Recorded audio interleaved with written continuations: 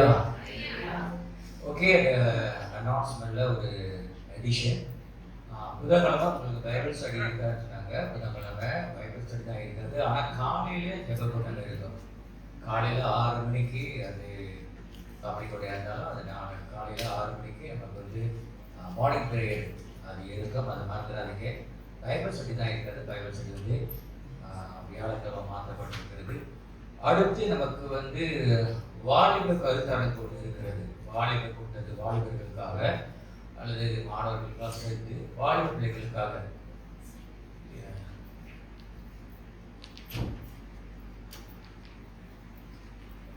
வாலிப பிள்ளைகளுக்கு ஒரு கருத்தரங்கு ஒரு கூட்டமாக ஆயத்தப்படுத்தி வைத்திருக்கிறோம். இந்த 2026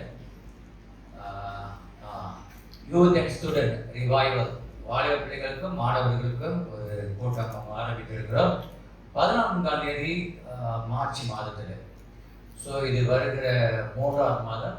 ஆனால் இது நடைபெறுகிற இடம் வந்து கோலஸ்லைன் இங்கே இல்லை, கோலஸ்லைன் பகுதியில் அங்கே தான் அந்த கூட்டத்தை நடக்கிறது 8 மணிக்கு. ஸோ இங்கே இருக்கிற வாலிப பிள்ளைகள் உங்களுடைய நண்பர்கள் அல்லது ஸ்டூடெண்ட்ஸாக இருக்கலாம், யார் உங்களுக்கு தெரிஞ்சவர்கள் இடம் நீங்கள் பெயர் கொடுத்து நீங்கள் ஆயத்தப்படுத்தினீங்கன்னா பிறகு நீங்கள் உங்களுக்கு கேள்வி ஒன்று வரும், டிரான்ஸ்போர்ட்னு ஒன்று வரும். டிரான்ஸ்போர்ட்டு தான் எங்களை யார் கொண்டு போவா அப்படின்னு தான் நீங்கள் அடுத்த கேள்வி வரும். பார்க்கணும், எனக்கு தெரியல ஃப்ளைட் எடுக்கலாமா இல்லை லோக்கல் ஃப்ளைட் இருக்கா, இங்கே கோலஸ்லைன் இருக்குது, பார்ப்போம். டிபெண்ட் உங்களுடைய நீங்கள் யார் நண்பர்கள் கூட்ட வரீங்க, வாகனம் இருக்கிறது, வாகனங்கள் ஒரு சிலருடைய வாகனம் இருக்கிறது, உதவி செய்ய முடியும். மற்றபடி நமக்கு அதுக்கு எத்தனை பேர் வரீங்க எப்படி அப்படின்னா எங்களுக்கு நம்பர்ஸ் நீங்கள் தெரியப்படுத்தினா தென் வீ கேன் அரேஞ்ச், நம்ம அதை அரேஞ்ச் பண்ண முடியும். காடிகள் மற்றவர்கள் யார் காடி விஞ்ஞானத்தை வருவாங்களா, பேரண்ட்ஸ் யாரும் வருவாங்களா, அவங்களை ஏற்றிட்டு வர செய்கிறதுக்கு அப்படின்னு நம்ம வந்து பார்க்க முடியும்.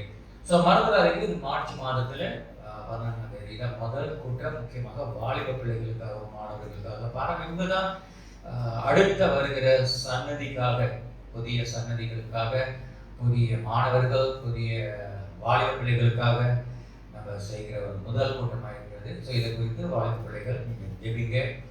நம்ம ஜெபிக்கும் பொழுது தான் கர்த்தர் வழிகளை திறக்கிறவராக இருக்கிறார். நம்ம அடுத்த கூட்டத்துக்கு நம்ம பார்க்கணும். ஓகே, நம்ம கர்த்தருடைய வார்த்தைக்கு இது தொடர்பாக நம்ம என்றைக்குமே நம்ம இந்த வருடத்தில் 2026 கர்த்தர் நமக்கு வாக்குத்தத்தத்தை கொடுத்திருக்கிறார். இந்த புதிய ஆண்டில் புதிய காரியங்கள், புது புது காரியங்கள், அதெல்லாம் நம்ம கேட்கும் பொழுது ஒரு பெரிய மலையை போல அல்லது எல்லாம் கேட்க நீங்கள் நினைப்பீங்க வாலிப பிள்ளைகளுக்கு வராங்க, இந்த டிரான்ஸ்போர்ட் வாலிப பிள்ளைகள் நினைக்கலாம். இது பெரிய ஒரு மலையை போல எப்போ நினைச்சாலும் வாலிப பிள்ளைகள் நமக்கு டிரான்ஸ்போர்ட். மழையாக இருந்தாலும் கர்த்தர் ஆறுகளை திறக்கிறவராக இருக்கிறார். ஹல்லேலூயா. பள்ளத்தாக்கா இருந்தாலும் கர்த்தர் வந்து வழிகளை திறப்பார். அல்லது அது வனாந்தரமாக இருந்தாலும் கர்த்தர் அதுலேயும் ஒரு காரியத்தை கர்த்தர் செய்கிற வறண்ட சூழ்நிலையாக இருந்தாலும் எல்லாமே தேவன் எதிர்பார்க்கிறது. நம்ம தேவனிடத்தில் வேண்டிக் கொள்வது, நம்ம தேவனிடத்தில் கேட்கும் பொழுது அது பாரத்தோடு ஆண்டவரே கேட்கும் பொழுது கர்த்தர் நிச்சயமாய் அவர் செய்கிறவராக இருக்கிறார். இந்த நாளிலேயும் சரி, வருகிற நாட்களிலும் சரி, நம்ம இந்த சபையில் இந்த 2026 அநேக காரியங்கள் நடக்கிறது, அநேக புதிய காரியங்கள். நீங்கள் பார்த்தீங்கன்னா புதிய காரியங்கள். நான் அந்த ஆரம்பத்துக்கு பொழுது இந்த வாக்குத்தத்தத்துக்கு வரும் பொழுது நாம் பேசப்பட்ட ஒரு காரியம், ஆதியாகமம் புத்தகத்தில் 8ஆம் அதிகாரம் 4ஆம் வசனம், பேழை வந்து ஒரு 6000 என்று சொல்கிற ஒரு மலையில வந்து பேழை நின்றது. பழசெல்லாம் அழிச்சிட்டு வந்து ஒரு புதிய சன்னதி உருவாக்க ஒரு மலை மேலே தான் கொண்டு வந்து நிறுத்தினார். பழசுகள் மறுபடி பார்க்கக்கூடாது, பாவங்களை பார்க்கக்கூடாது, அக்கிரமங்களை பார்க்கக்கூடாதுன்னு சொல்லி ஒரு மலையில நிறுத்தி நோவா மூலமா ஒரு புதிய சன்னதியை நம்ம பார்த்தோம். நோவா மூலமா ஒரு புதிய சன்னதியை ஆரம்பித்தார் கர்த்தர். ஸோ அந்த புதிய சன்னதிகள் வரும் பொழுது புதிய காரியங்கள். இப்போ உதாரணத்துக்கு நான் பார்க்குறேன், நம்மளுடைய சன்னதிகள், நம்மளோட பிள்ளைகளுடைய சன்னதிகள் வித்தியாசமாக இருக்கிறது. 70ஆம் ஆண்டில் படித்தவர்கள், 80ஆம் ஆண்டில் படித்தவர்கள், 60ஆம் ஆண்டில் படித்தவர்கள், அவருடைய பிள்ளைகள் வளர்ப்பு, அவருடைய பெற்றோர்கள் வளர்ப்பு எல்லாம் வித்தியாசமா இருக்கிறது.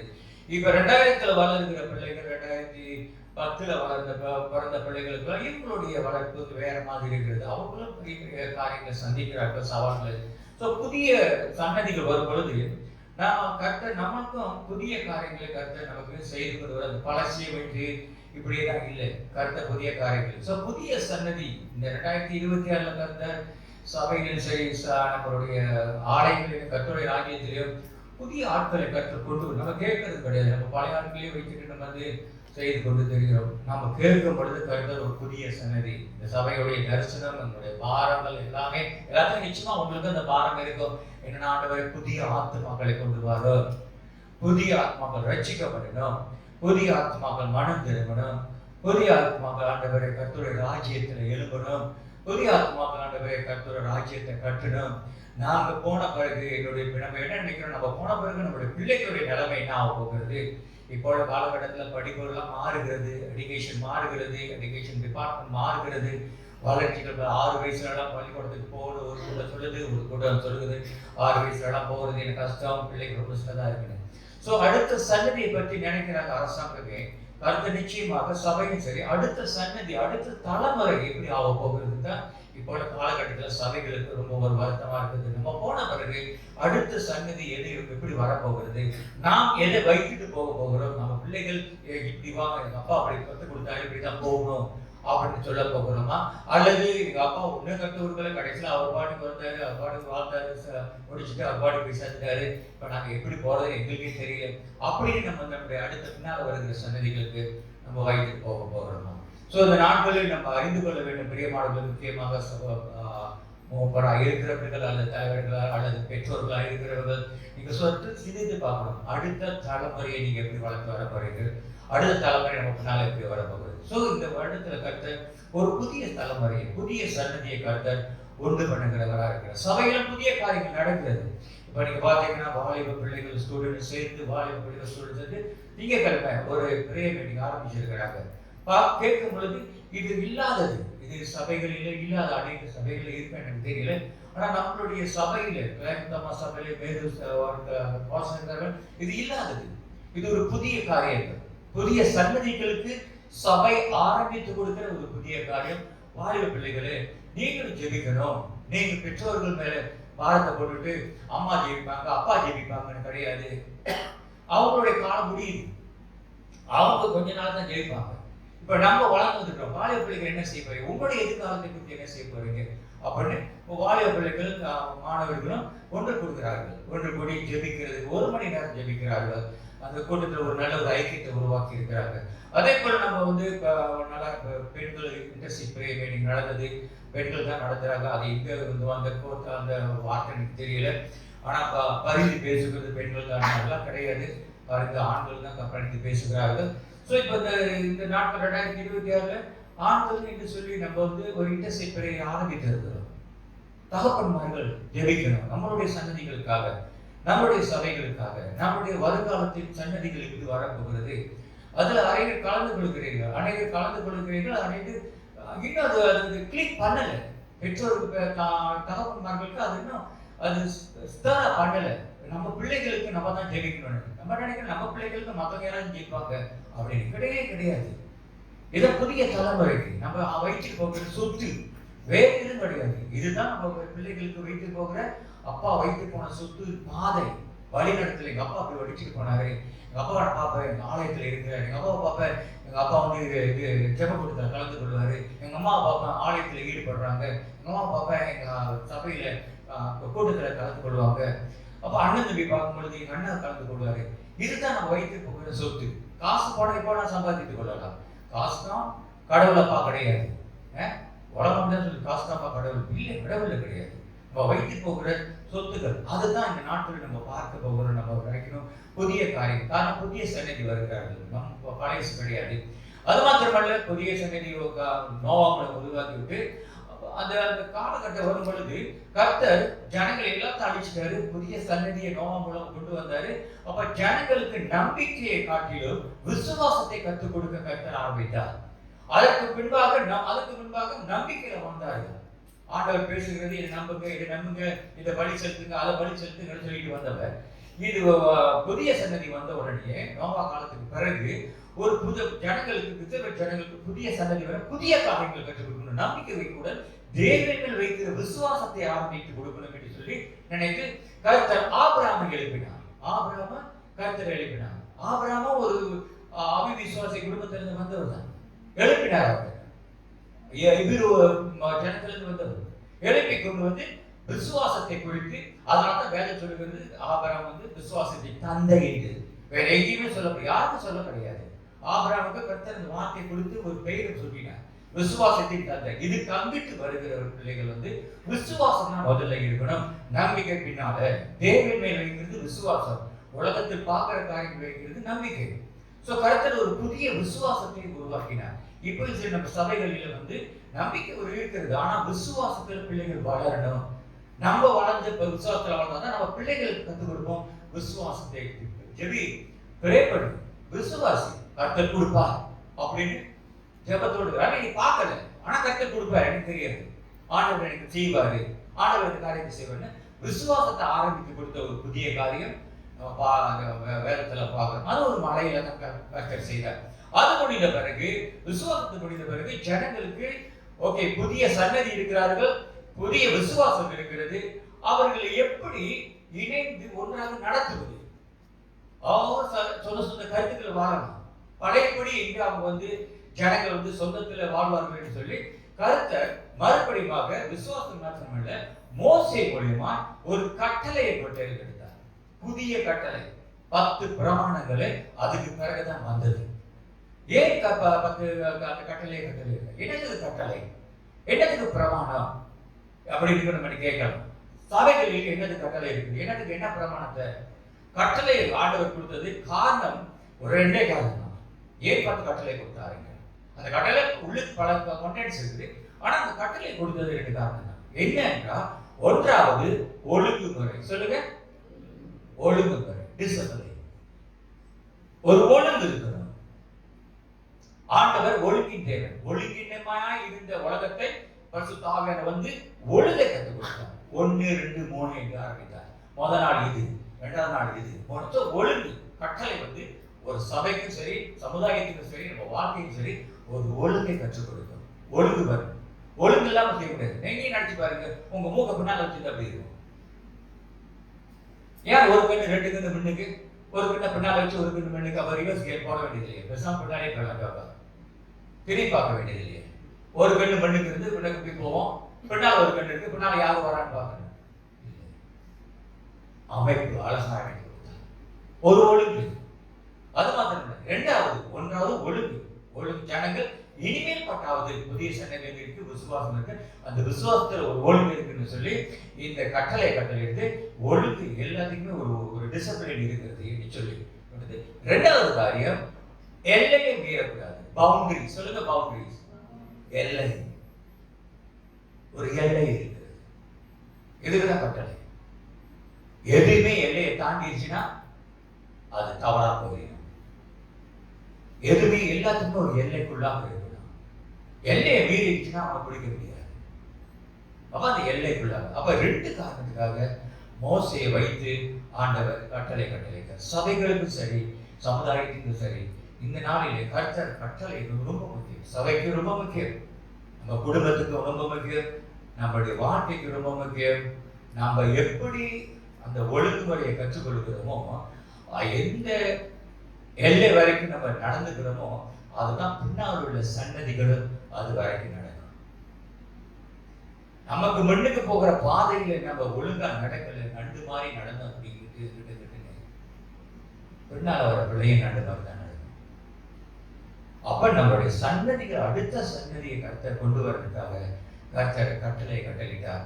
அதுதான் இங்க பார்த்தீங்கன்னா 3வது காரியம், மலைகள் இல்ல, பள்ளத்தாக்கல்ல. 3வது வனாந்தரம். வனாந்தரத்துக்கு இந்த கட்டளை ரொம்ப முக்கியம்.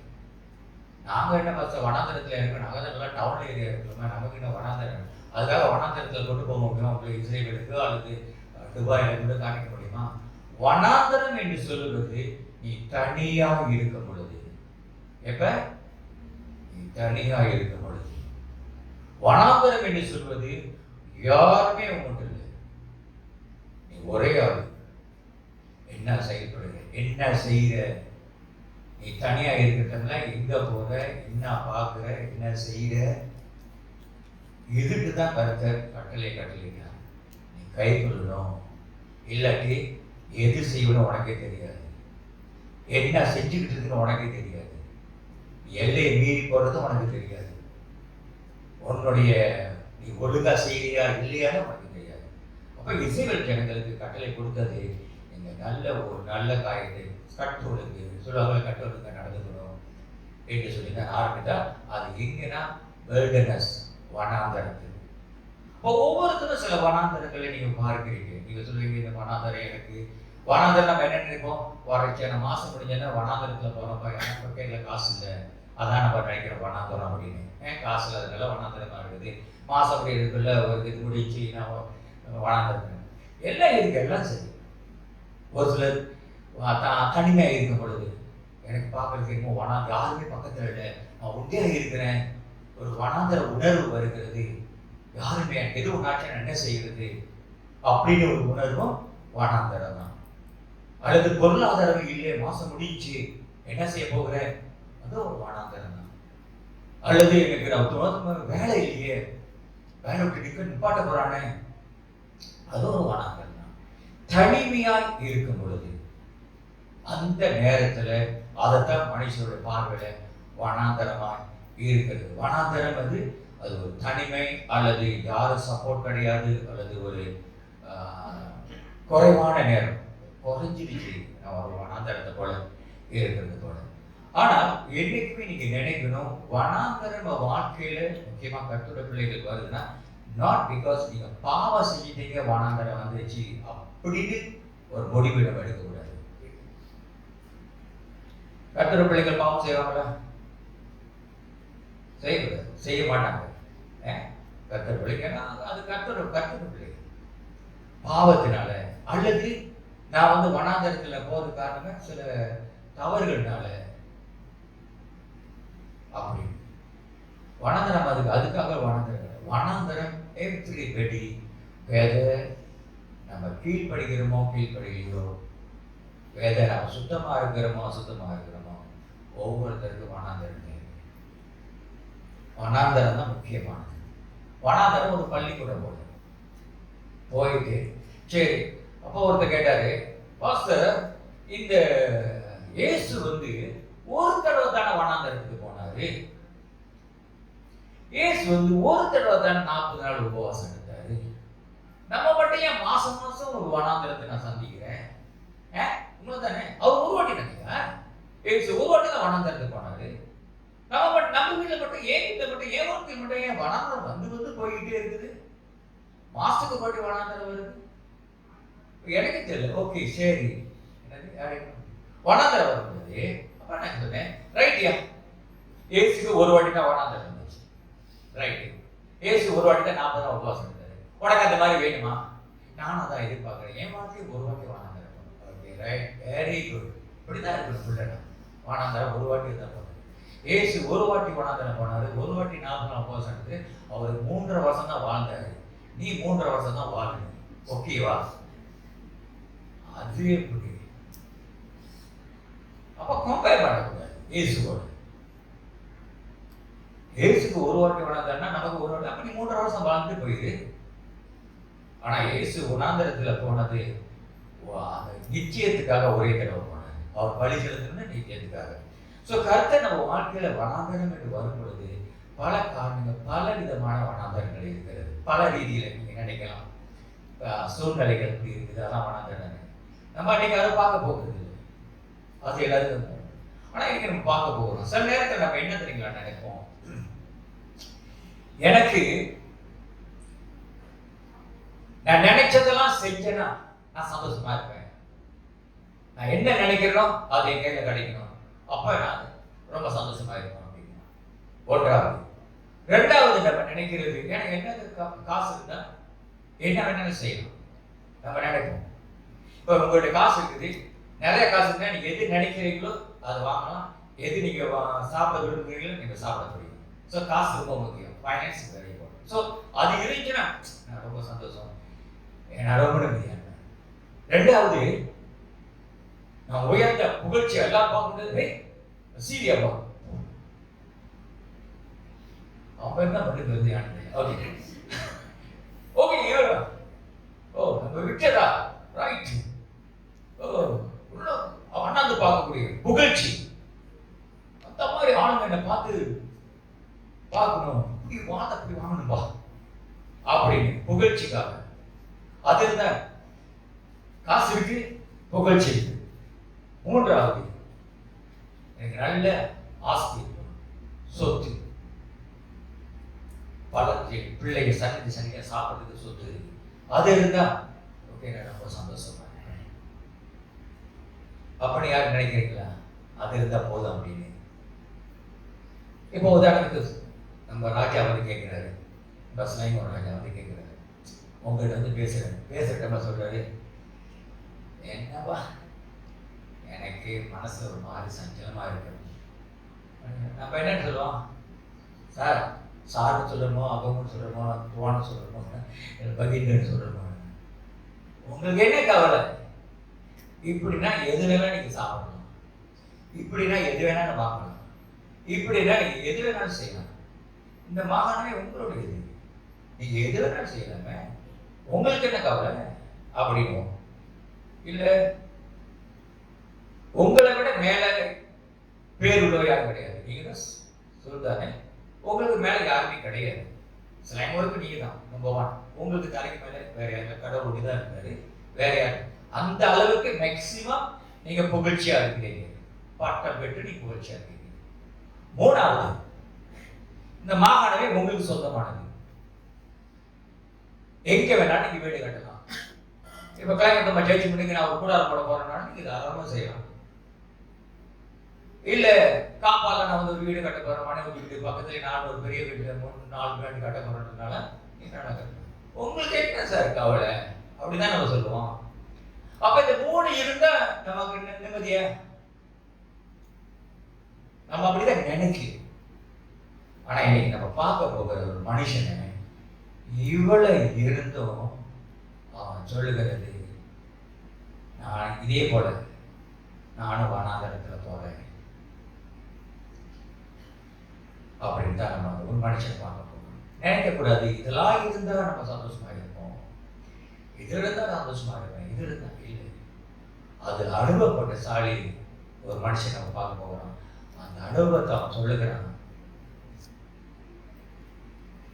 என்ன சொல்றான்னா, எடுத்துக்கொள்வோம் எக்லீசியாஸ்டிஸ் பிரசங்கி புத்தகம், அதிக பிரசங்கி திருப்பி அதிக பிரசங்கி இல்ல, பிரசங்கி புத்தகத்தை திருப்பி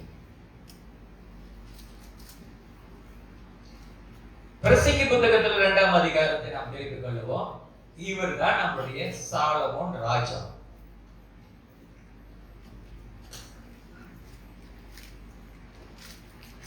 ஆலயத்தை கட்டினவர் தாவீது குமாரன். ஆண்டவருக்கென்று ஒரு ஆலயத்தை கட்ட விரும்பினவர், அழகான ஒரு ஆலயத்தை கட்டினார். அவர் புத்தகத்தை நீங்க வாசிக்கும் பொழுது, புத்தகத்தை இந்த பிரசங்கி புத்தகத்தை நீங்க வாசிக்கும் பொழுது ஆரம்பத்திலிருந்து கடைசி வரைக்கும் அநேக வார்த்தை அவர் சொல்லுகிறது ஒரு காரியம், வாழ்க்கை அர்த்தமற்றது. என்னடா பொல்லாத வாழ்க்கை, நம்மளுடைய தமிழ்ல பேசணும் அப்படின்னா, என்ன பொல்லாத வாழ்க்கை, இதெல்லாம் ஒரு வாழ்க்கையா அப்படின்னு ஒரு அலட்சியமாய் எழுதப்பட்ட ஒரு உணர்வு எழுதப்பட்ட ஒரு புத்தகம்.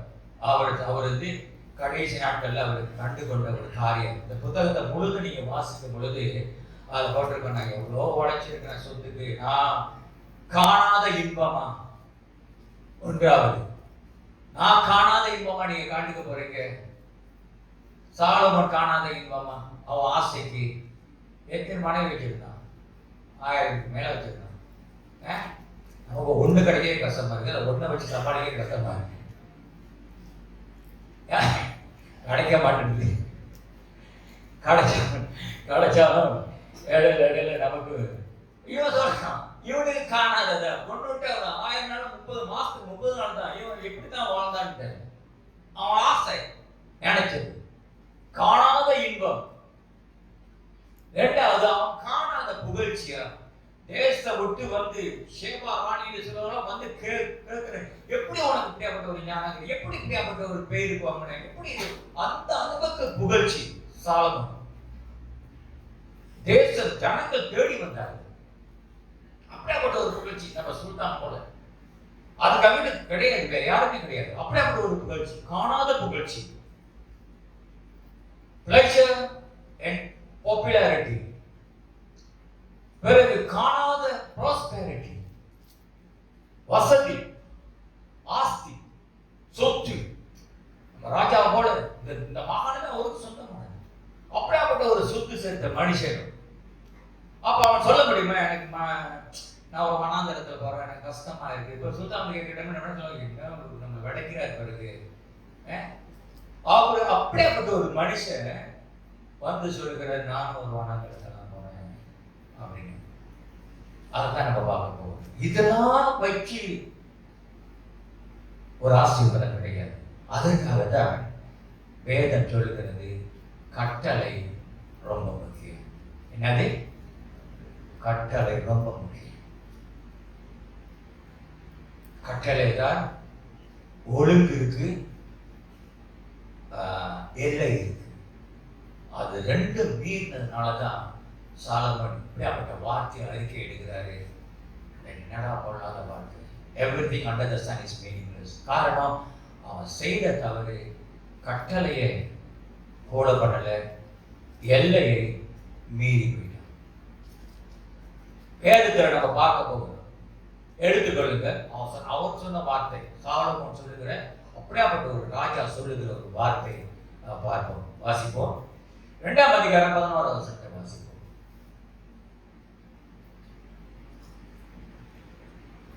2ஆம் அதிகாரம் 11. என் கையில் செய்த சகல வேலைகளையும் நான் பட்ட எல்லா பிரயாசத்தையும் கண்ணோக்கி பார்த்தேன். இதோ எல்லாம் மாயையும் மனதுக்கு சஞ்சலமுமாய் இருந்தது. சூரியனுக்கு கீழே பலன் ஒன்றும் இல்லை. பிதாவே இயேசுவின் நாமத்தில் ஆண்டவரே, இந்த வார்த்தையை நாங்கள் சமூகத்தில் ஒப்புவைக்கிறோம். வாழ்ந்த வாழ்க்கை ஆண்டவரே, வசந்த வாழ்க்கையை வனாந்தரமா ஆக்கின சாலமுடைய ஆலோசனை ஆண்டவரை அவன் செயலும், கர்த்தாவே வனாந்தரத்தை வசந்தமாக ஆக்கின தேவனுடைய வார்த்தையும் இன்றைக்கு எங்களுடைய ஆண்டவரை எங்களுக்கு பிரித்து வகுத்து, ஆண்டவரை கட்டளை எவ்வளவு முக்கியம், ஆண்டவரை சபையிலையும் சொந்த வாழ்க்கையிலையும் ஆண்டவரை ஒழுங்கு எவ்வளவு முக்கியம், எல்லை எவ்வளவு முக்கியம் என்று சொல்லி இதிலிருந்து பசுத்தாவியானவர்களுக்கு போதியும். இந்த வருகிற ஆண்டுல ஆண்டவரே, எங்கள் வாழ்க்கையிலே நீ கொடுத்த ஒரு புதிய சன்னதியை நாங்கள் பார்க்கணும். கர்த்தாவே, விசுவாசத்துல வளரணும். ஆண்டவரே, உன்னுடைய பிரமாணங்களை நாங்கள் கைக்கொள்ள உதவி செய்கிறார்கள். நன்றி செலுத்தி இயேசு நாமத்தில் ஜெபிக்கிறோம் நல்ல பிதாவே. இதுதான் அவன் சொல்கிறார். முதல்ல நான் சொன்ன தெரியுங்களா, இதைத்தான் அவன் சொல்லுகிறாரு. அவன் சொல்லுகிறாரு, என் கை வேலையையும் நான் பட்ட பிரயாசத்தை பார்க்கும் பொழுது என்னுடைய மனசுல அவர் சொல்லுகிறாரு, சஞ்சலம், எனக்கு சஞ்சலமாய் இருக்கிறது, சஞ்சலமாய் இருக்கிறது என்று சொல்லி. இப்படியாப்பட்ட ஒரு மனுஷன் வந்து மனசுல சஞ்சலமா இருக்குன்னு சொன்னா நம்ம ஏற்றுக்கொள்ளுவோமா? ஏற்றுக்கொள்ள மாட்டோம். ராஜா சொல்ற சஞ்சலமா இருக்கு, நம்ம என்ன சொல்லுவோம்? என்ன எல்லாம் உன் கையில இருக்குது, காசு இருக்குது, தரமா அறிவு ஞானம் இருக்குது, உனக்கு இந்த இடமெல்லாம் உனக்கு சொன்னா நீ வந்து எனக்கு சொல்ற சஞ்சலம் அப்படின்னு அவர் தான் சொல்லுகிறார். காரணம் என்ன? இந்த வாசித்த புத்தகத்தை முடிக்கும் பொழுது, 2ஆம் அதிகாரத்தை அவர் முடிக்கும் பொழுது அவர் ஒரு சில காரியங்கள் சொல்லுகிறார். 2ஆம் அதிகாரம் அதான் முடியுது. ஆனா இதில் நம்ம ஒரு காரியத்தை நம்ம பார்க்கிறோம். சாலமோன் டிஸ்கவர், அவன் கற்றுக்கொண்டதை அவன் முடித்துட்டாராக நம்மளை சொன்ன பிரியமானவர்களே, சட்டத்திட்டம் ரொம்ப முக்கியமானது. 2வது, நாம் வயிற்றுக்கு போகிற பின்னால் வருகிற சன்னதி ரொம்ப முக்கியமானது. நீ கோக்குமாக்கா ஏதாச்சும் செஞ்சனா பின்னால் அவன் சன்னதி அதை விட கோக்குமாக்கா செய்யும்.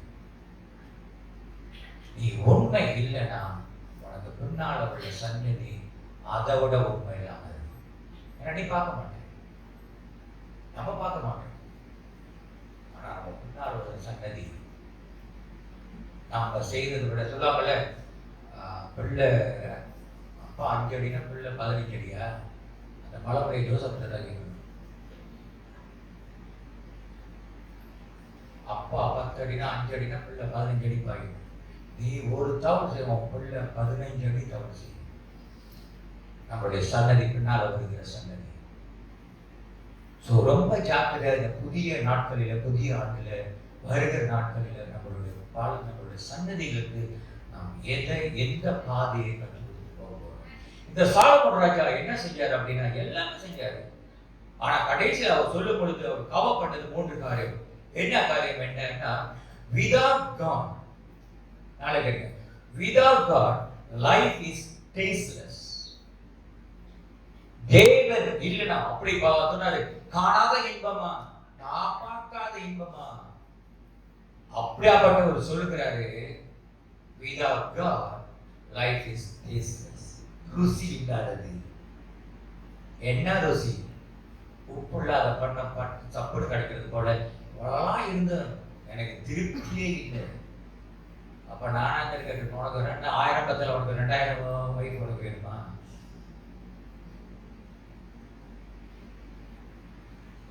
Without God life is tasteless. அதனால தான் அந்த மனசுல இருந்து சொல்லுகிறாரு, என் மனசு இவ்வளோ இருந்தோம் மனசுல சஞ்சலமா இருக்கு, பிரகாசம் இருக்குது அந்த மனசு. 2வது வார்த்தை அவர் சொல்லுகிற காரியம், without God life is in darkness. தேவன் இல்லைன்னா நம்ம வாழ்க்கை இருண்ட வாழ்க்கை. எவ்வளவுதான் லைட் போட்டாலும் சரி, ஆண்டவர் மட்டும் வாழ்க்கையில இல்லைன்னா வாழ்க்கை இருண்ட வாழ்க்கை. அதைத்தான் கவர் பண்ணியிருக்கிறார். 3வது அவர் சொன்ன ஒரு காரியம், அவர் கவர் பண்ணது, அவர் வாழ்க்கையில கவர் பண்ணது, without God life is meaningless. அர்த்தமற்றது. அப்பதான் நம்ம தமிழ்ல சொல்லுவோம், வாழ்ந்து என்ன பிரயோஜனம், செத்து போவோம். இப்படிதான் வரும். ஏன் இந்த வார்த்தை வருகிறது?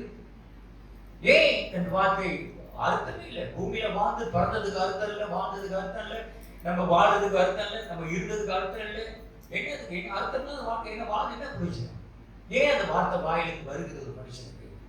வேகாத வாழ்க்கையில தேவன் இல்லாத. அந்த 3 காரியத்தை சொல்லுங்க. வேதத்தை நம்ம பார்க்கிறோம் பிரியமானவர்களே. அதெல்லாம் வனாந்தரத்துல நம்ம வாழ்க்கையில வனாந்தரத்துக்கு நம்ம வாழ்க்கை கடந்து சில நேரத்தில் நம்ம போகும் பொழுது எப்பொழுதுமே நீங்க நினைக்கணும், கட்டளை பிரமாணம் ரொம்ப முக்கியமானது. அந்த பிரமாணத்துல கர்த்தர் வைத்திருக்கிற எல்லை கோடு முக்கியமானது. உங்களுக்கு தெரியுங்களா, சாலமோன் 1 ராஜாக்கள் புத்தகத்துல 3ஆம் அதிகாரம், சாலமோன் ராஜாவா அரண்மனையில உட்கார்றதுக்கு முன்னுக்கு ஆண்டவர் கேட்பார், உனக்கு என்னையா வேணும் அப்படின்னு. 1வது தாவீது இது கேட்டு மனுஷனுக்கு ஆண்டவர் பெயர் சொல்லுவாரு. அடுத்து தாவீதுக்கு அடுத்து அவங்க ஆண்டவருடைய இதயத்தை தொட்டது சாலமோன். அவர் கேட்பார், உனக்கு என்ன வேணும் சொல்லு, உனக்கு என்ன ராஜா ஸ்தானத்துல உட்கார போற, உனக்கு என்ன வேணும் அப்படின்னு. அவர் கேட்பார், ஒரு விண்ணப்பத்தை போடுவார். ஆண்டவர் சொல்றார், வெல் ப்ளீஸ் மை ஹார்ட். ஆங்கிலத்தில் வேதாந்தத்தில் போடப்பட்டிருக்கிறது. Well please. இந்த வெல் ப்ளீஸ் என்று சொல்கிற வார்த்தை இயேசுவானவர் ஞானஸ்தானம் எடுக்கும் பொழுது பரவலுக்கு இந்த வானம் திறக்கப்பட்டு ஆண்டவருடைய சத்தம் கேட்டது, well please with my son, beloved son. அதே வார்த்தை, அதே அர்த்தம் உள்ள ஒரு வார்த்தை. என் இதயத்துக்கு ஏற்ற குமார் என்று சொல்வாரு ஞானஸ்தானம் எடுக்கும் பொழுது இயேசுவானவர். ஆனா சாலமோன் கேட்கும் பொழுது அவருடைய இதயத்தை தொட்ட ஒரு வார்த்தை, பிரியமான வார்த்தை. அவர் கேட்பான், ஆண்டவரை எனக்கு எது வேணாம், எனக்கு ஞானத்தை தாங்க. அப்ப ஞானத்தை அப்படி கேட்டு வாழ்ந்த மனுஷன் எப்படி இந்த வார்த்தை அவன் வாழ்க்கையில அறிக்கை எழுதுறான்? எப்படி இந்த வார்த்தை அவன் தேவனிடத்துல இந்த ஞானத்தை கேட்கும் பொழுது அவனுடைய நிலைமை, ஆலயத்தை கட்டினா தேவனுக்காக. ஆனா நல்ல ஒரு லெவல் வந்த உடனே தேவ ஆலயத்துக்கு அவன் போகல, அவன் சொந்த புத்தியில சாய்ந்ததுனால ஞானத்தை கேட்கல, அவனுடைய அறிவில செயல்பட்டான்.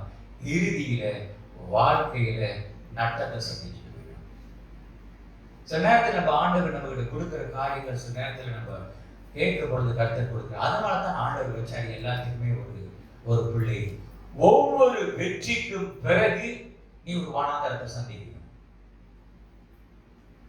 ஒவ்வொரு வெற்றிக்கும், ஒவ்வொரு தடவையும் உனக்கு தேவன் பதில் கொடுத்த பிறகு மறுபடியும் ரீசைக்கிள். ஒன்னாப்புல படிச்சுட்டேன், பாஸ் பண்ணிட்டேன் அப்படின்னு ஃபார்ம் 2ல போகணும் எனக்கு பரிச்சை வேணும் கேட்டேன். நான் ஒன்னாப்புல பாஸ் பண்ணிட்டேன், ஃபர்ஸ்ட் கிரேடு. செகண்ட் கிரேட் நான் அது 2வது படிக்கிற ஒரு பாஸ் பண்ணிட்டேன். நான் ஒரு வாட்டி பரிச்சை எழுதுனா போதும். ஃபார்ம் 2ல நான் பரிச்சை எழுத வேண்டியது இல்லை. ஃபார்ம் 3ல பரிச்சை நான் தான் எழுதிட்டு ஏற்கனவே. சொல்ல முடியுமா? நீ 1ஆவதுல பரிச்சை எழுதினாலும் சரி, ஃபார்ம் 1ல பரிச்சை எழுதினாலும் சரி, ஃபார்ம் 3ல பரிச்சை எழுதினாலும், ஃபார்ம் 5ல பரிச்சை எழுதினாலும் இல்ல. நான் முதல் இன்டர்வியூல நான் பாஸ் பண்ணிட்டேன், நான் அன்னைக்கு போன நான் இன்டர்வியூல பாஸ் பண்ணிட்டேன், அடுத்த இன்டர்வியூ இப்போ நான் ஏற்கனவே பாஸ் பண்ணிட்டேன் இன்டர்வியூல.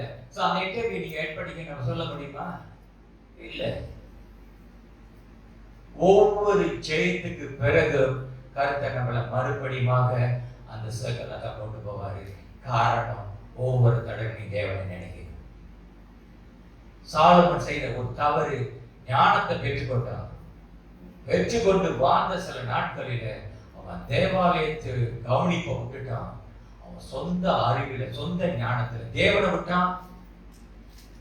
அவனுடைய சொந்த ஞானம், ஹியூமன், மனுஷனுக்கு ஒரு ஞானம் இருக்குது, தேவன் கொடுக்கிற ஞானம் வேறு. மனுஷன் பிறந்தவன் எல்லாத்துக்குமே ஞானம் இருக்குது, அந்த ஞானம் இல்லை. ஆனா தேவன் தன்னோட பிள்ளைகளுக்குன்னு கொடுக்கிற ஒரு ஞானம் தான் சுத்தமான ஞானம். அதை விட்டுட்டாரு சாலமன். விட்ட பிறகு சொந்த அறிவுல செயல்பட ஆரம்பிச்சான். பில்டப் பண்ண ஆடை விட்டுட்டாரு. ஏதாவது செய்யணும், அவனை ஒண்ணே செய்யல. ஆனா கட்டி என்னென்னமோ செஞ்சான். கடைசியில முடிக்கும் பொழுது அவன் கொடுத்த வாக்கு அதை கேட்கும் நமக்கு வேதனை இருக்கு. என்னடா அது இப்பெல்லாம் செஞ்சு கடைசியில வாழ்க்கையை ருசி கட்ட அப்படின்னு. காரணம் சில நேரத்தில் பிரியமான நம்ம வாழ்க்கையில அதனால்தான் கரெக்டாக ஒவ்வொரு ஜெயம், ஒவ்வொரு டைம்ல உனக்கு பதில் கிடைச்சிச்ச ஒரு காரியத்துக்கு நீ ஜெபிக்கிற, அடுத்த கட்டத்துக்கு நீ ஜெபிக்க போறியா, அதுக்கு அந்த பாதையில போகும் பொழுது ஒரு வனாந்தரத்தை நீ சந்திக்கணும். ஏன்னா வனாந்தரம் நம்ம வாழ்க்கையை நல்லா பழக கொடுக்கும், தனிமையாக இருக்கும் பொழுது. இல்லாட்டி அவர் விட்டுருவாரு. ஒரு வாட்டி நீ செஞ்சுட்டு இதுல அதனால சில நேரங்களிலே நம்மளுடைய வாழ்க்கை என்ன தெரியுங்களா, ஒரு வாட்டி நான் ஜெபித்து ஒரு காரியத்தை நம்ம செஞ்சு ஜெயிச்சிட்டோம்னா அடுத்த வாட்டி நம்ம என்ன நினைப்போம், இதே மாதிரி தான் ஆண்டவர் செயல்படுவாரு, இப்படிதான் செயல்படுவார் அப்படின்னு நம்ம அதே பாடியில போவோம். ஆண்டவர் போவாரு, உனக்கு இந்த காரியத்துக்கு இப்படி நான் செயல்பட்டேன், அடுத்த காரியம் வரும்போது நான் இப்படிதான் செயல்படுவேன். ஸோ வனாந்தரத்துக்கு கர்த்தர் நம்ம வாழ்க்கையில கொண்டு போகிறது சில காரியங்கள் நம்ம போதிக்கிறது. வாழ்க்கையில ஒவ்வொருத்துக்கும் வனாந்தரம், தனிமை. இவனுக்கு வந்தது சஞ்சலம். எவ்வளவு இருக்கு மனசுல சஞ்சலம். இன்னைக்கு உங்க வாழ்க்கையில் பெரியமானவர்களே, எது இத்தனை வருடமா சஞ்சலப்படுத்தி கொண்டிருக்கிறார்? என்ன சஞ்சலமா இருக்கிறீங்க? சஞ்சலம் ஒரு ஆபத்தானது. சஞ்சலம் நம்ம வாழ்க்கையில் அப்படியே உள்ளுக்கு இருந்து அதை மேற்கொள்ள முடியாததுனால சாலமோன் அவன் முடிக்கும் பொழுது சொல்கிறேன், எடுத்துக்கொள்ளுங்க. 12ஆம் அதிகாரத்துல 3 வசனத்தை நம்ம பார்ப்போம். 12ஆம் எக்லீசியத்தை பாருங்க. அவன் முடிக்கிறது தான் சொல்லுகிறான். கடைசியில அவன் சொல்லும் பொழுது 12ஆம் அதிகாரத்துல 1வது வசனத்தை நீங்க வாசிக்கும் பொழுது, 1வது வசனத்தை 12:1 வாசிக்கிறேன். அவன் சொல்லுகிற முதல் வார்த்தை, ஆரம்பத்துல முதல் வார்த்தை அவன் கேட்டது தேவனே ஞானத்தை தாரும் என்று சொல்லி. ஆனா 12ல் அவன் புத்தகத்தை முடிக்கும் பொழுது, அவன் வாழ்க்கையை முடிவுக்கு வரும் பொழுது அவன் கேட்கிற ஒரு வார்த்தையை சொல்லி பார்ப்போமே. நீ உன் வாலிப பிரயாணத்திலே உன் சிருஷ்டிகரை நினை. தீங்கு நாட்கள் வராததற்கு முன்னும் எனக்கு பிரியமானவைகள் அல்ல என்று நீ சொல்லும் வருஷங்கள் சேராததற்கு முன்னும். ஓகே, 1வது அவன் சொல்லுங்க பாருங்க. முதல்ல அவன் தான் முடிக்கிறாரு கதையை.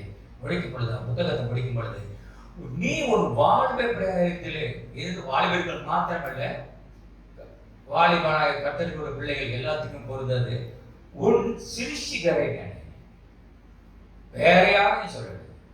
காரணம் ஏன் சொன்னானா, அவன் சிருஷ்டிகரை நினையாமல் போனதுனால வந்த வினைதான் அவன் சொல்லுகிறது மனசுல சஞ்சலம். மனசுல சஞ்சலமா இருக்கு. எல்லாத்துக்கும் இவ்வளவு காசு இருந்தாலும் மனசுல சஞ்சலம். ஏன்? நீ சஞ்சலத்துக்கு காரணம், 1வது முதல் காரணமா நீ தேவனை நினைக்காம போகும் பொழுது. எல்லாத்திலையுமே தேவனை நினைக்கணும். 2வது அவன் 12வது வசனத்தை வாசிங்க. 2வது, என் மகனே இவைகளினாலே புத்தி அடைவாயாக. அநேக புஸ்தகங்களை உண்டு பண்ணுகிறதற்கு முடிவில்லை, அதிக படிப்பு உடலுக்கு எனக்கு சுய புத்தி, சொந்த அறிவு, சொந்த திறமை, அது வாழ்க்கையை முன்னுக்கு கொண்டு வரது. அதுதான் அவன் சொல்லுகிறான், my life was darkness. படித்தேன், என்னோட சொந்த பலன், சொந்த அறிவு, சொந்த திறமை, இதெல்லாம் செஞ்சேன். ஆனால் வாழ்க்கையில் இருள் அடித்தது தான் மிச்சம். அதான் மனசுக்கு சஞ்சலமாக இருக்கு. என் கைப்பிரயாசத்தை நான் பார்க்குறேன், கை வேலையை பார்க்குறேன், எல்லாம் செஞ்சேன், என்னென்னமோ செஞ்சு பெரிய ஜனங்கள் மத்தியில் பெயர் புகழப்பட்டுட்டேன். எல்லாரும் மாநிலம் வந்து என்னை பார்க்க வந்தாங்க. ஆனால் மனசில் சஞ்சலம். காரணம் சுய புத்தி. பிரியமானவர்களே, இந்த நாளிலே அநேகர் விழுந்து போகிற காரணமே சுய புத்தி. கொஞ்சம் வந்த பிறகு சுய புத்தி, கொஞ்சம் திறமையா வந்த பிறகு சொந்த பலன், சொந்த திட்டங்கள், தேவனுக்கு ஒப்பு கொடுக்கறது இல்லை, காத்திருப்பது கிடையாது. நான் அதை செஞ்சேன், சக்ஸஸ் ஆகிட்டேன், அப்போ அடுத்து இதே மாதிரி செஞ்சு நான் சக்ஸஸ் ஆகிடுவேன். பெரிய மக்களை நல்லா கேட்டுக்கிறீங்க. கர்த்தர் ஒவ்வொரு மனுஷனுக்கும் இதான் நான் புத்தகத்தில் வாசிக்கிறது. Every success will be different. ஒவ்வொரு ஜெயத்துக்கு பின்னால வரும் பொழுது, அடுத்த ஜெபத்துக்கு நீ போகும் பொழுது, நீ ஒரு சின்ன ஒரு வனாந்தரத்தை போகணும். காரணம், கர்த்தர் அதிலிருந்து வேற மாதிரி தான் நடத்தினார், அதே மாதிரி நடத்த மாட்டார். ஸோ சுய புத்தியால தான் நீதிபதி புத்தகம் எழுத முடிச்சது. சுய புத்தியில சாயாத, சொந்த அறிவில் நடக்காத, சொந்த அறிவில் செய்யாத. காரணம், நீ செய்ய உன் பிள்ளை பின்னால ஒரு சன்னதி அதே செய்யும். மூன்றாவது 13 வாசிப்போம். காரியத்தின் கடைத்தொகையை கேட்போமாக. தேவனுக்கு பயந்து அவர் கற்பனைகளை கைக்கொள். எல்லா மனுஷர் மேலும் விழுந்த கடமை இது. கடமை எல்லா மனுஷரும் என்ன பாருங்க, 13 சொல்லுகிறது, காரியத்தின் கடைத்தொகையை கேட்போமாக. கடைசிய தேவனுக்கு பயந்து அவர் கற்பனைகளை கைக்கொள். அப்ப சட்ட திட்டம், கமாண்ட்மெண்ட், அவர் கொடுக்கிற ஒழுங்குமுறை, எல்லை நமக்கு முக்கியமா முக்கியம் இல்லையா? இவன் முக்கியம் இல்லாத அந்த எல்லையை தாண்டினதுனாலதான் அவனுடைய வாழ்க்கையை சரிவுக்கு வந்தது. கர்த்தர் மூன்றாவது நம்ம பார்க்கிறோம், அவர் புதிய சன்னதியை மாத்திரம் கிடையாது, புதிய விசுவாசத்தை மாத்திரம் நம்ம சபையில நம்ம வாழ்க்கையில கற்றுக் கொடுக்கிறது கிடையாது. சட்ட ஒழுங்கு, எல்லை நமக்கு ரொம்ப முக்கியம். சட்ட ஒழுங்கு இருக்குது, சபையில ஒழுங்கு இருக்குது, இப்படிதான் செய்யணும். இப்படிங்களா நம்ம என்ன செய்யறது? நம்ம அதான் முடிக்கும் பொழுது இது என்னுடைய சஞ்சலமானது சொல்லி நான் முடிக்கிற கடைசியில, மன சஞ்சலத்தை மாற்றினவர் நம்ம ஆண்டவரான இயேசு. இவரு உண்மை லிட்டரலி ஒரு வனாந்தரத்துல போனார். லூக்கா புத்தகத்தை நீங்க வாசிக்க முடியும். 1ஆம் அதிகாரம் 4ஆம் அதிகாரம் 1வது வசனம், பரிசுத்த ஆவியானவர் வனாந்தரத்துல நடத்தினார். அவர் பாவம் செஞ்சாரா? இல்லையே. பாவம் செய்யாத ஒரு மனுஷன் ஏன் வனாந்தரத்துக்கு பிதாவான பரிசுத்த ஆவியை அனுப்பினாரு? என்னத்துக்கு வனாந்தரத்துக்கு இயேசு அனுப்பணும்? நமக்கு நன்றாக இயேசுவான பரிசுத்தவன் 100க்கு 100 தெய்வம், 100க்கு 100 மாமிசம். உண்மைதான? சோறுதான் சாப்பிட்டாரு, இல்ல காது சாப்பிட்டாரா? 33 வயசு வரைக்கும் அவர் சாப்பிட்டது மனுஷன் சாப்பிட்ட சாப்பாடு தான். அப்ப மாமிசத்துக்கு தானே அவர் இடம் சாப்பிட்டு இருப்பாரு. அவர் சாப்பிட்டதான் மாமிசம் தானே பலம் அடைஞ்சிருக்கும். மாமிசத்துக்கு தானே. அப்ப அந்த மாமிசத்தை சோதிக்கதான் பரிசுத்த ஆவியை வனாந்தரத்துக்கு அனுப்பினார். நம்ம வாழ்க்கையிலே மாமிசத்தை சோதிக்கிறது ஆட்களுடைய, நீ உண்மையிலேயே தனிமையா இருக்கட்டும்ல, உண்மையாகவே கட்டொழுங்கா வாழ்றாயா, எல்லையை மீறி குறையான்னு உங்களுக்கு மாத்திரம்தான் தெரியும். கேள்வி, உனக்கு மாத்திரம்தான் தெரியும் நீ என்ன செய்யறது. உண்மைதானே? சரியா? உட்கார்ந்ததுக்கு எல்லாம் தெரியும், உங்களுக்கு மாத்திரம்தான் தெரியும். ஆலயத்தை விட்டு போன பிறகு நீங்க தனியாக இருக்கும் பொழுது என்ன செய்வீங்க? யாரும் பார்க்கல, ரொக்கெட் விடுவோம். என்னது? யாருமே என்ன பார்க்கல, நம்ம ரொக்கெட் விடுவோம். இப்போ ரொக்கெட்லாம் இன்ஸ்டன்ட், மறைச்சு வைக்கிற ரொக்கெட். உங்களுக்கு தான் தெரியும். நான் அன்னைக்கு பார்த்தேன் ஒரு சகோதரனை காடியில் போட்டு இப்படி யாரா இவரு இப்படி இருக்குது சிக்னல் போடல நினைக்காதீங்க, சிக்னல் போடுறாங்க இப்படி கையை காடிக்கார நான் நினைச்சேன் காடிக்காரன் வந்து அடிச்சான என்ன ஆகுது, கை போயிருந்த ஏன் பத்திரமா கீழே வச்சு தட்டி விடுங்க, கை வெளியே வச்சுருக்கு யாரு வெளியிருக்கு பாப்போம் அந்த ராக்கெட் இந்த கை யாருன்னு பார்த்தா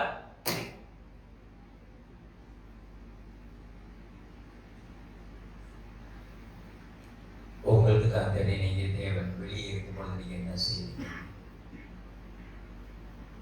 அதான் கர்த்தர் சொன்னார், நம்ம வாழ்க்கையில எப்பொழுதுமே வனாந்தரத்தில் இருப்பார். நீ இல்லாத டைம்ல யாரும் பார்க்காத நேரத்துல நீ என்ன செய்கிற? அந்த எல்லைக்குள் நீ வாழ்றியா, எல்லையை மீறி வாழ்றியா? அந்த வட்டத்துக்குள் இருக்கிறியா, எல்லையை வட்டத்தை தாண்டி? கர்த்தர் நம்ம வாழ்க்கையில வைத்திருக்காரு. இயேசுவான உள்ள போனாரு, பார்த்தாரு, விட்டுட்டு பார்த்தாரு, பரிசுத்தாவியானவர் இருந்தார் தான். என்ன சொன்னாரு? இந்த கல் அப்பமா பசியில காட்டுறாரு, சாப்பிடு பாடு பாப்பாரு. மகன் தான், ஆனா மாமிசம் இருக்கு அவனுக்கு. இயேசுக்கு கட்டொழுக்கா இருக்கிறாரா இல்லையான்னு அப்பதான் அவர்கள் மனுஷன் அப்பத்தினால மாத்திரம் இல்ல, தேவனுடைய வார்த்தை ரொம்ப முக்கியமானதுன்னு சொல்லி ஒரு வாட்டி செய்ய முடிக்கிறார்.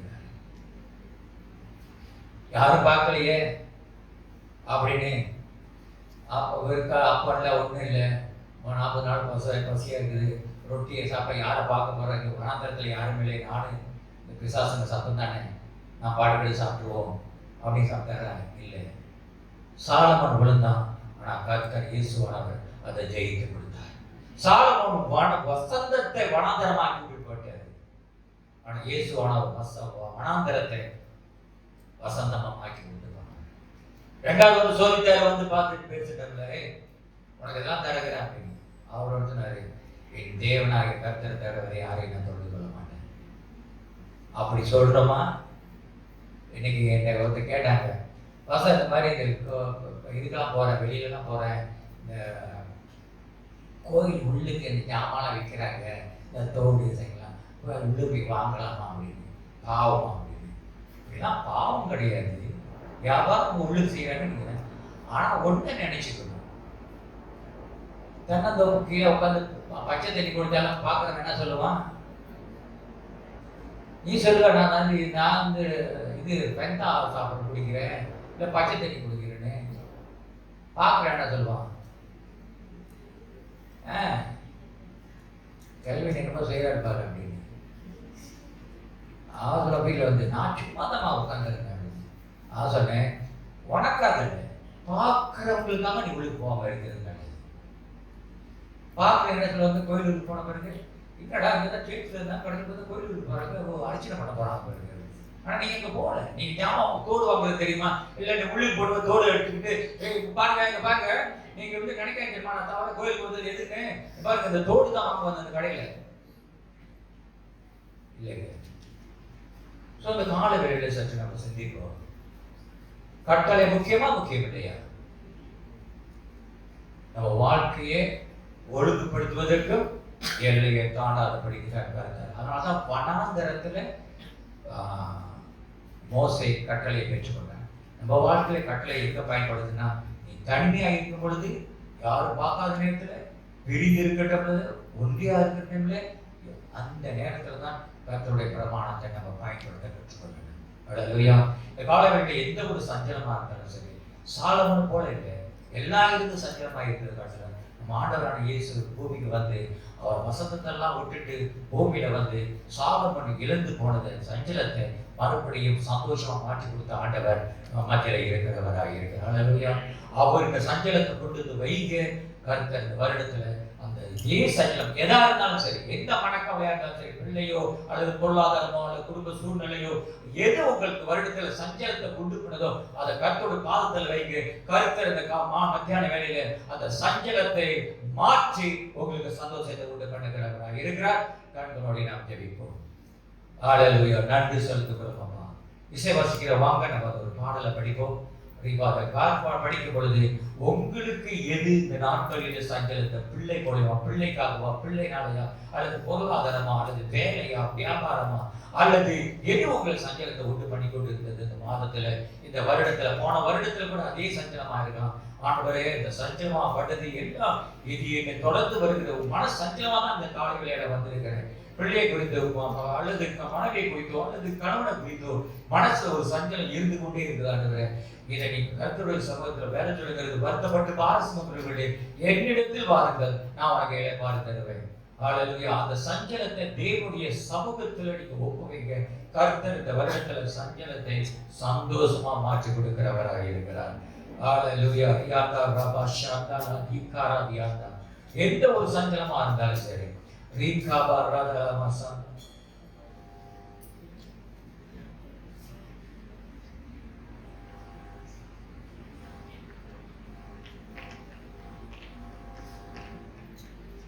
அவரை தேடி வரும். இந்த காலை வேலைக்கு மத்தியான வேலையில நம்ம வந்தது எந்த காரியமா இருந்தாலும் சொல்லி, மனைவி கவலையா இருக்குதோ, இதை குறித்து நான் மனசு சஞ்சலமா இருக்குது, இதை குறித்து நான் கவலையா இருக்கிறேன், இது எப்படி விட்டு போகுமா, இது இப்படிதான் தொடருமா, எந்த ஒரு மனசுல கவலையா இருந்தாலும் சரி, அவர் பாதத்துல ஒப்புவைங்க. கர்த்தர் வனாந்திரத்தை வசந்தமா மாற்றுகிறவர், சஞ்சலத்தை சந்தோஷமாய் மாற்றி அமைக்கிற தேவனிடத்துல வந்திருக்கிறவர், அவருடைய ஒப்பு கொடுக்கும். Hallelujah, Rianda Rabashanda.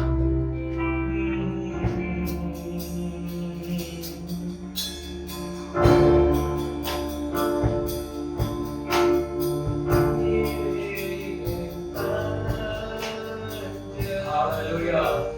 நம்முடைய சிருஷ்டி கர்த்தரை நோக்கி பார்க்கிறோம். அவரே நம்மளுடைய அடைக்கலமான கோட்டையமானவர். நீரே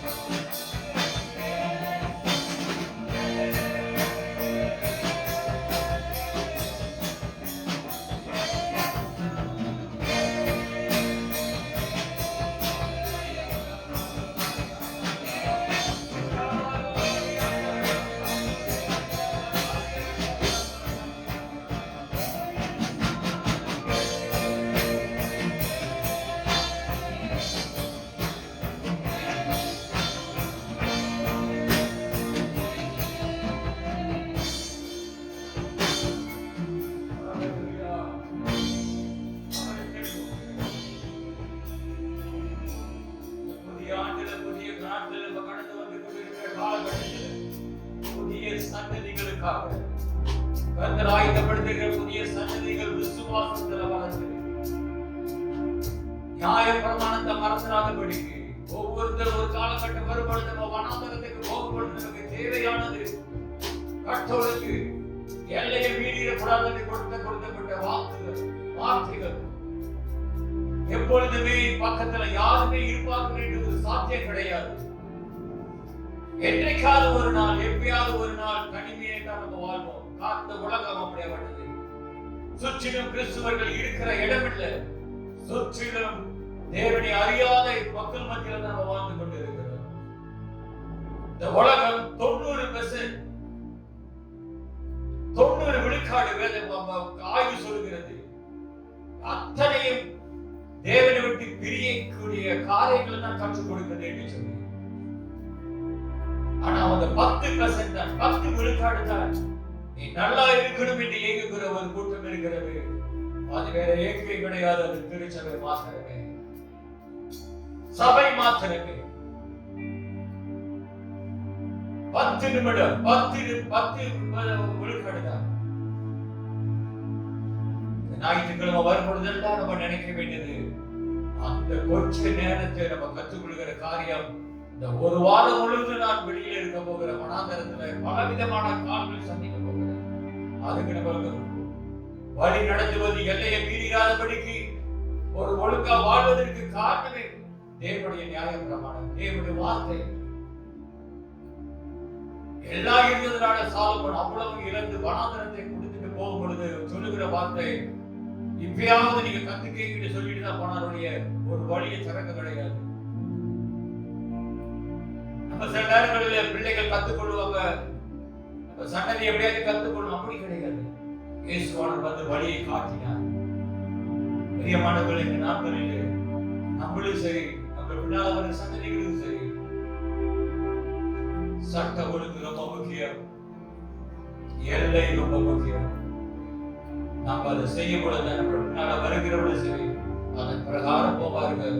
அவர்களுக்கு அதுதான் சொத்து, அதுதான் சொத்து. அவங்க எதிர்காலத்தை வாழ்க்கை நடக்கிறது எல்லைக்குள் வாழணும், தேவனுடைய கட்டளைகளை இருக்க வேண்டிய நன்றி செலுத்துகிறோம். பிதாவே, இந்த நாளுக்காக நன்றியோடு துதிக்கிறோம். ஆண்டவரே, மலையிலே நீ புதிய சன்னதியை உண்டு பண்ணது போல இந்த வருகிற நாட்களிலே சபைகளில் ஆண்டவரே வெளியே இருக்கிற புதிய சன்னதிகள், புதிய காரியங்கள், ரட்சிப்பு ஆண்டவரே, ரட்சிப்புகளை கட்டளையிடுவீராக. புதிய சன்னதி வரணும் ஆண்டவரே. அடுத்த சன்னதிக்கு ஆண்டவரே, அந்த சன்னதிகள் விசுவாசத்துல வளரணும், விசுவாசத்துல வளர்ந்து வரணும். அந்த விசுவாசம் ஆண்டவரே ஒரு ஒழுங்காக எல்லையை மீறி போயிடாதபடிக்கு எல்லை கோட்டைக்குள் ஆண்டவரே பிள்ளைகளையும் சபையும் நடத்தபடியாக ஒப்பு வைக்கிறோம். வந்திருக்கிற ஒவ்வொரு பிள்ளைகளையும் கர்த்தர் ஒப்பு வைக்கிறோம். அடுத்த சன்னதியை நினைவு கூர்ந்து ஆண்டவரை செயல்பட பரிசுத்த உதவி செய்கிறார்கள். சாலமோன் தோல்வியை கொண்டு வந்து கொடுத்து போனார். ஆனா ஆண்டவரே, நீ அந்த வனாந்தரத்தை வசந்தமாகவும் மன சஞ்சலத்தை மன மகிழ்ச்சியமாக்கி கொடுத்தீர்கள். நீங்க மத்தியில இருக்கிற வரைக்கும், நாம ஒண்ணு நினைக்கிற வரைக்கும், உன்னுடைய ஞானத்துல நாங்க இருக்கிற வரைக்கும், ஆண்டவரே உன்னுடைய கட்டளையை நாங்க கைக்கொள்ற வரைக்கும் ஒரு பொழுதும் ஆண்டவரை நாங்க வீழ்ந்து போவதில்லை. ஆண்டவரை நாங்க எழுந்து நிறுத்துவே ஆண்டவரே. காரணம், நீ மறித்து மூன்றாம் நாள் உயிரோடு எழுதின ஆண்டவரே. நியாயபுரம் ஆண்டவரே, உலகம் உன்னை மறித்தது என்று ஆண்டவரை கட்டளையிட்டது.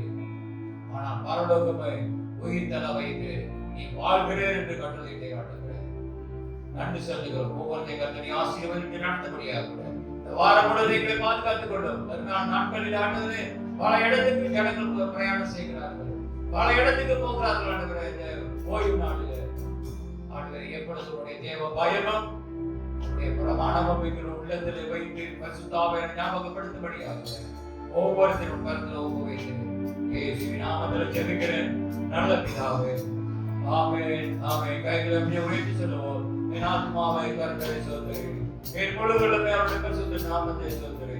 என் ஆத்மாவை கர்த்தரை ஸ்தோத்திரி, கர்த்தர் செய்த சகல உபகாரங்களை மறவாதே. ஆமென். ஆமென்.